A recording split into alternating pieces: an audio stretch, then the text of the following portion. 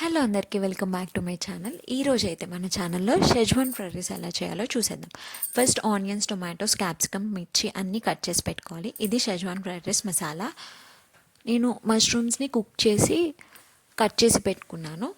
First అయితే pan తీసుకుని అందులో ఆయిల్ వేడి చేసుకుని ఆనియన్స్ ఫ్రై చేసుకోవాలి. ఆనియన్ కొంచెం ఫ్రై అయిన తర్వాత క్యాప్సికమ్, టొమాటోస్, మిర్చి అన్నీ యాడ్ చేసుకొని బాగా కలిపేసుకోవాలి. అవి కూడా ఫ్రై అయిన తర్వాత నేను ఆల్రెడీ కుక్ చేసి పెట్టుకున్నాను కదా మష్రూమ్స్ని, వాటిని కూడా యాడ్ చేసేసి మంచిగా కలిపేసుకోవాలి. ఇలా వేసుకున్న తర్వాత కొంచెం సేపు మూత పెట్టి మగ్గనివ్వాలి. అవి బాగా మగ్గిన తర్వాత సాల్ట్ యాడ్ చేసుకోవాలి. సాల్ట్ యాడ్ చేసుకున్న తర్వాత ఈ క్వాంటిటీకి తగ్గ రైస్ అయితే నేను ఆల్రెడీ కుక్ చేసి పెట్టుకున్నాను. ఆ రైస్ని కూడా ఇందులో యాడ్ చేసి బాగా కలిపేసుకోవాలి.